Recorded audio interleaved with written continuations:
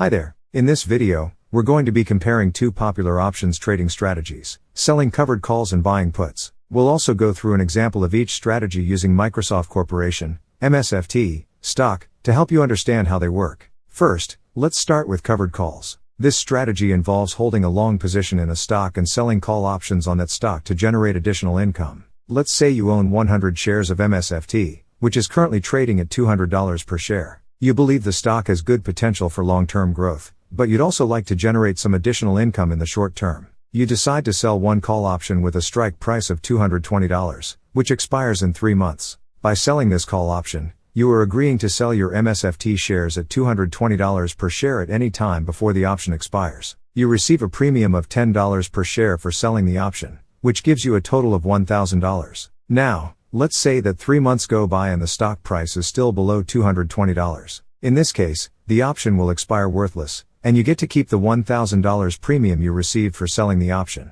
However, if the stock price rises above $220, the option will be exercised, and you will be required to sell your MSFT shares at the strike price of $220 per share. This means you will realize a profit of $20,000 from the stock appreciation, plus the $1,000 premium you received for selling the call option, for a total profit of $21,000. Now, let's move on to buying puts. This strategy involves purchasing put options on a stock that you believe may decline in price. You decide to buy one put option with a strike price of $180, which expires in 3 months. By buying this put option, you have the right, but not the obligation, to sell your MSFT shares at $180 per share at any time before the option expires. You pay a premium of $10 per share for the option, which costs you a total of $1,000. Now, let's say that 3 months go by and the stock price is still above $180. In this case, the option will expire worthless, and you lose the $1,000 premium you paid for buying the option. However, if the stock price falls below $180, the option can be exercised, and you will be able to sell your MSFT shares at the strike price of $180 per share. To cover your $1,000 premium, the stock has to fall below $170, then anything below this would result in a profit on the trade.